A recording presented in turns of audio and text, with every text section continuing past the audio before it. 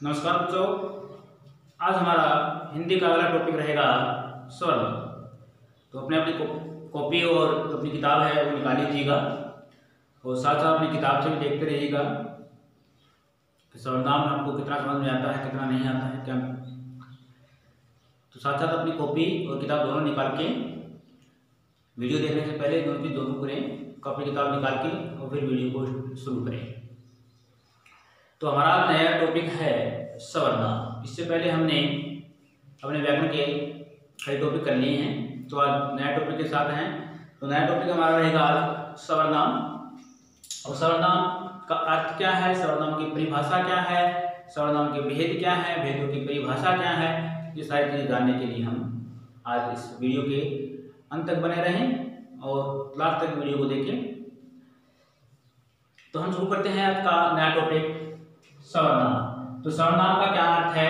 सबका नाम। क्या अर्थ है? सबका नाम। सर्वनाम का अर्थ है सबका नाम। और इसकी परिभाषा अगर हम करें, इस परिभाषा का क्या करेंगे? संख्या के स्थान पर क्या कहता है? संख्या के स्थान पर प्रयुक्त होने वाले शब्दों को सर्वनाम कहते हैं। क्या कहते हैं? संज्ञा के स्थान पर प्रयुक्त होने वाले शब्दों को सर्वनाम कहते हैं। हमने संज्ञा का टॉपिक पहले पढ़ चुके हैं, ये संज्ञा को अच्छी तरह याद करें। जैसे तो कोई भी संज्ञा के स्थान पर, जैसे मैंने बोल दिया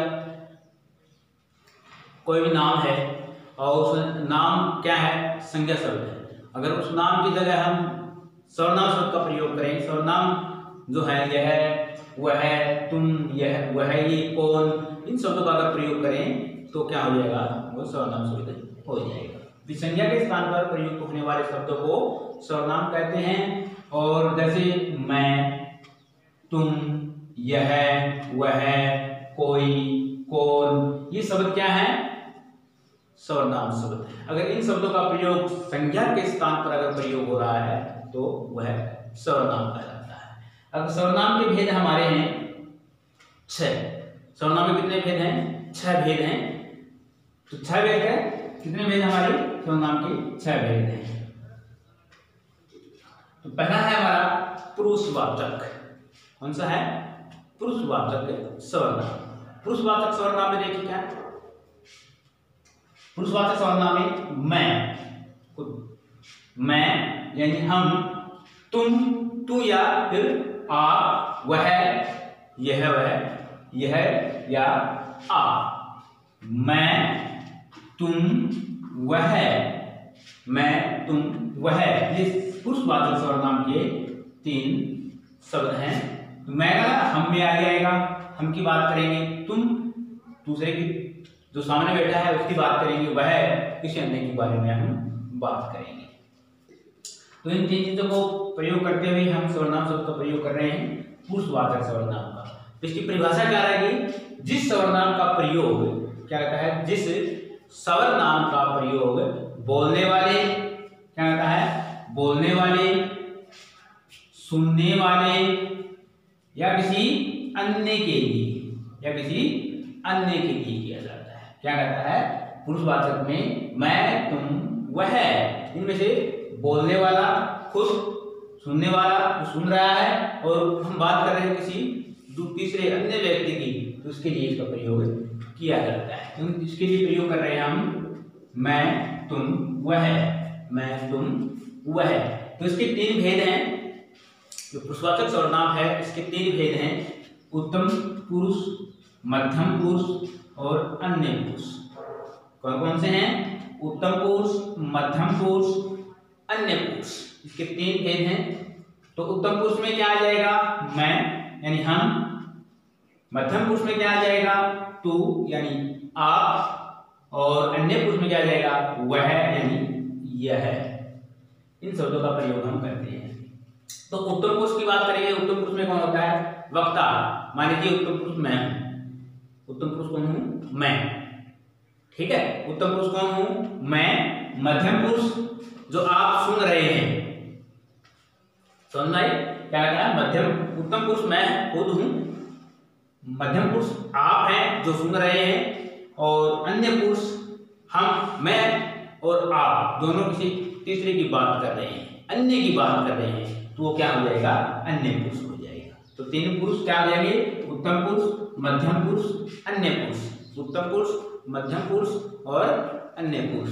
उत्तम पुरुष में क्या आ जाएगा, मैं वक्ता, मध्यम पुरुष में श्रोता जो आप सुन रहे हैं, और अन्य पुरुष में अन्य व्यक्ति आ जाएगा, मैं किसी अन्य के बारे में बात कर रहे हैं। तो ये तीन प्रकार के पुरुषवाचक सर्वनाम थे। ये था हमारा पुरुषवाचक। दूसरा हमारा है सर्वनाम का दूसरा भेद, निश्चयवाचक सर्वनाम। कौन सा है, निश्चयवाचक सर्वनाम। तो निश्चयवाचक सर्वनाम क्या करेंगे, देखिए इसकी यह, वह, यह मतलब निकटवर्ती, जो पास में है, वह दूरवर्ती, दूर है कहीं पर, ठीक है ना।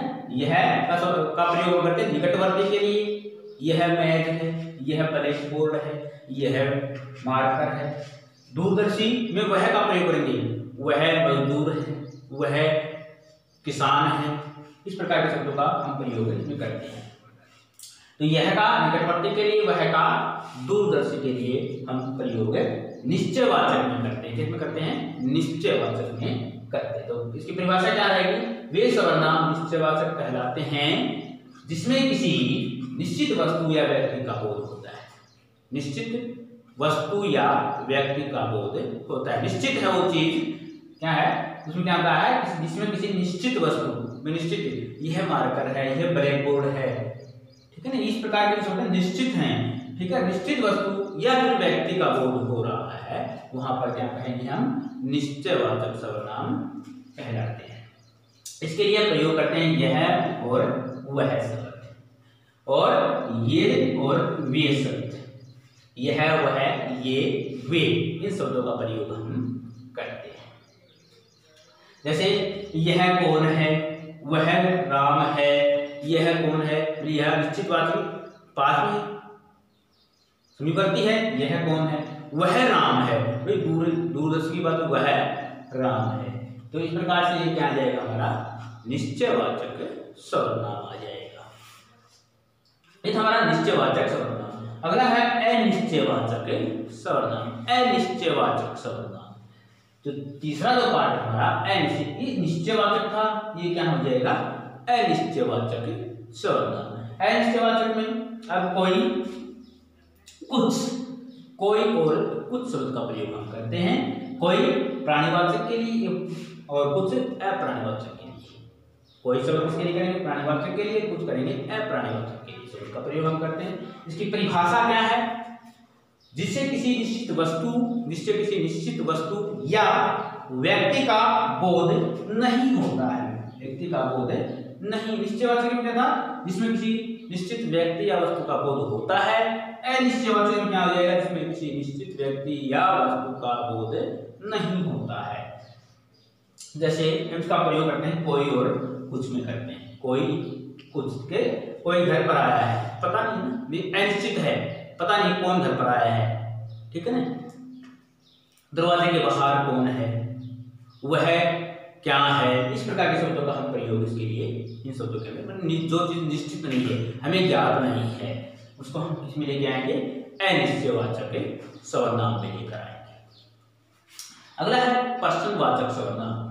सर्वनाम का चौथा जो पार्ट है वो है प्रश्नवाचक सर्वनाम। तो प्रश्नवाचक सर्वनाम कौन सा होता है, इसके लिए क्या करते हैं, कौन शब्द का और कुछ शब्द का प्रयोग करते हैं। कौन, कुछ, और इसकी खास बात रहती है, अगर पहचानने के लिए इसके पीछे प्रश्नवाचक चिन्ह का प्रयोग किया जाता है। ये प्रश्नवाचक चिन्ह हमारा है, प्रश्नवाचक चिन्ह का प्रयोग इसके पीछे किया होता है, ठीक है। प्रश्नवाचक चिन्ह ये होता है हमारा, और ये प्रश्नवाचक चिन्ह का प्रयोग इसके पीछे होता है, ठीक है। तो प्रश्नवाचक कौन, कुछ, कौन प्राणीवाचक के लिए और कुछ अप्राणीवाचक के लिए प्रयोग किया जाता है।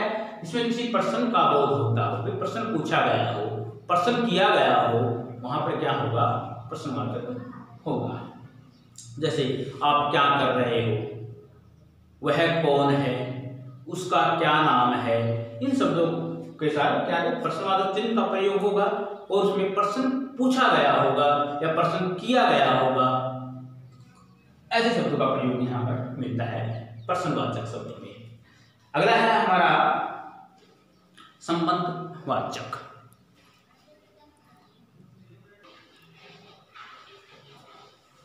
तो हम बात कर रहे हैं संबंधवाचक के सर्वनाम। संबंधवाचक सर्वनाम कौन से होते हैं, कैसे होते हैं? तो संबंधवाचक में क्या आएगा, जो सो, क्या आ जाएगा, जो सो, जो सो, ठीक है ना, जो सो, जो और सो शब्द का प्रयोग होता है। जो सर्वनाम एक सर्वनाम का दूसरे सर्वनाम के साथ संबंध प्रकट करता है। संबंध में संबंध आपस में जोड़ना, संबंध बताना। जो सर्वनाम एक सर्वनाम का दूसरे सर्वनाम के साथ संबंध प्रकट करते हैं उनको क्या कहते हैं, संबंधवाचक सर्वनाम कहते हैं। तो जैसे देखिए उदाहरण दिया है, जो सोता है सो खोता है। जो सोता है सो खोता है। दो सर्वनामों को आपस में जोड़ दिया। जो सोता है मतलब सो जाएगा, पूरा दिन रात सोया रहेगा, वो खोता है, वो सब कुछ खो देता है। मैं दो सर्वनामों का मैं सोने का और खोने का दो सर्वनाम जिनका आपस में संबंध प्रकट किया है। जैसा करोगे वैसा भरोगे, जैसे कर्म तुम करोगे वैसा ही फल आपको मिलेगा। जो करेगा सो भरेगा। तो आपने क्या दो सर्वनामों का संबंध प्रकट किया है। जिसकी लाठी उसकी भैंस, दो सर्वनाम, जिसकी लाठी, लाठी एक सर्वनाम है, उसकी भैंस, लाठी और भैंस का क्या संबंध, यहाँ संबंध प्रकट कर दिया। तो जिसकी लाठी उसकी भैंस, तो यहाँ पे क्या आ जाएगा, संबंधवाचक सर्वनाम हो जाता है। तो ये था हमारा संबंधवाचक सर्वनाम। अगला है इसका छठा पॉइंट, निजवाचक सर्वनाम। ये संबंधवाचक था, ये हमारा निजवाचक सर्वनाम। तो निजवाचक में आप यानी स्वयं, खुद, निज का मतलब होता है खुद का, स्वयं का, खुद में जो सर्वनाम कोई स्वयं के लिए प्रयुक्त करता है, जो सर्वनाम कोई स्वयं खुद के लिए प्रयुक्त करता है उसको क्या कहेंगे, निजवाचक सर्वनाम कहते हैं। जो सर्वनाम खुद स्वयं के लिए प्रयुक्त करता है उसको हम क्या कहेंगे, निजवाचक सर्वनाम कहेंगे।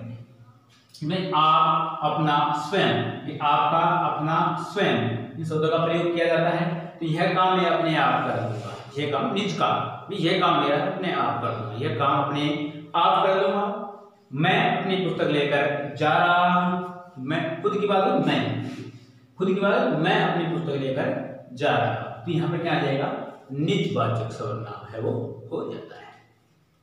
तो ये हमारे सर्वनाम है और सर्वनाम हमने किया है कंप्लीट। सर्वनाम हो गए हमारे। और अपनी किताब के अंदर देख लेना, तो कमी रहती है तो कॉल के माध्यम से, व्हाट्सएप नंबर के माध्यम से आप मेरे से कांटेक्ट कर सकते हैं। और अगली वीडियो में फिर मिलेंगे, तब तक के लिए सभी बच्चों को नमस्कार।